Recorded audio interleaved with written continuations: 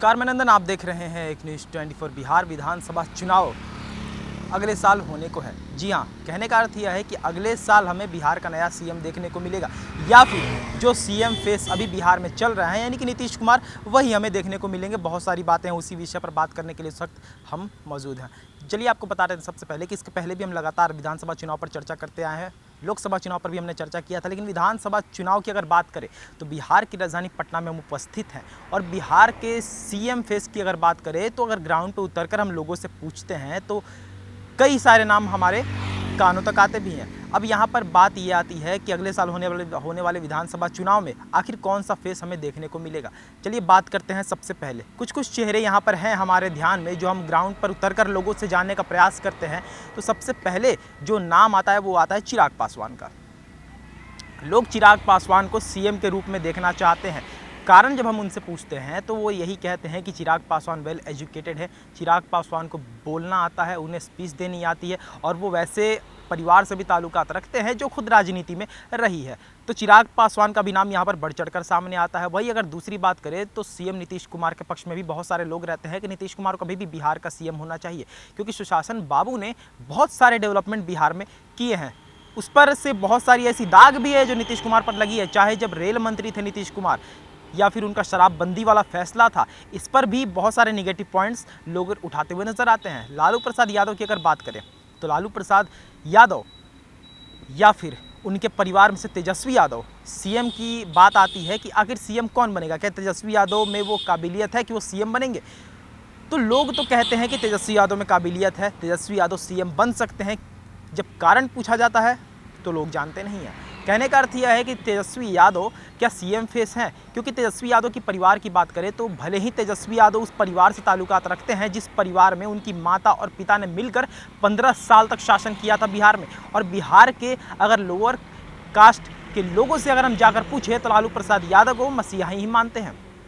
तो लालू प्रसाद यादव या फिर राबड़ी देवी के नाम पर अगर तेजस्वी यादव को सीएम बना दिया जाए तो ये तो कहीं से ठीक होगा नहीं। लेकिन अगर तेजस्वी यादव की बात करें कि तेजस्वी यादव की उपलब्धि क्या है, तो तेजस्वी यादव साफ तौर पर कहते नजर आते हैं कि हमने नौकरियां दी है। नौकरियां जब हमारा 17 महीने का शासनकाल था, जब हम डिप्टी सीएम थे, तो हमने बहुत सारी नौकरियां भी देने का काम किया है। तो हमें आप अंडर एस्टिमेट नहीं कर सकते हैं। और उनके बहुत सारे वादे भी ऐसे हैं, आपने मैनिफेस्टो देखा होगा, जिसमें उन्होंने साफ तौर पर कहा है कि लॉ एंड ऑर्डर पर काम होंगे, क्राइम्स रुकेंगे और नौकरियां देंगे, और बहनों को 1-1 लाख रुपए की हम धनराशि भी देंगे रक्षाबंधन पे।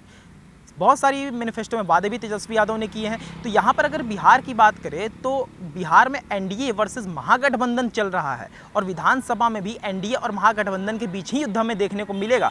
लेकिन इससे ये प्रभाव पड़ सकता है कि एनडीए महागठबंधन लड़े, खुद में लड़े जीतने के लिए, लेकिन इस लड़ाई में हमें उस योग्य का सीएम देखने को ना मिल सके जो असल मायने में बिहार चाहता है। यही बात का डर हमें अक्सर सताते रहता है। यही एक बात है जिसका डर हमें लगा रहता है, क्योंकि अगर सही मायने में चुनाव और इलेक्शन करे और वोटिंग के दर पे अगर सीएम चुना जाए तो बिहार को अच्छा सीएम मिल सकता है। लेकिन महागठबंधन और एनडीए में जो लड़ाइयाँ होती रहती है, तो उस वजह से जीत ही सबसे बड़ा पायदान लोग यहाँ पर समझते हैं, और वही जीत को पाने के लिए लोग सीएम का फेस भूल जाते हैं। जी हाँ, सीएम की अगर हम बात करें तो बिहार के विधानसभा इलेक्शन में एक और बात यहाँ पर चढ़कर सामने आता है कि जाति फैक्टर। जी हाँ, इसके पहले भी वीडियो में हमने आपसे कहा था कि क्या जाति फैक्टर काम करेगा, क्योंकि बिहार में हम जानते हैं कि समीकरण की बात करें तो MY समीकरण सबसे ज़्यादा है। गन्ना में आपको याद होगा अक्टूबर में पिछले साल जो जातीय गणना आई थी उसमें मुसलमान और यादव सबसे ज़्यादा थे, यानी MY।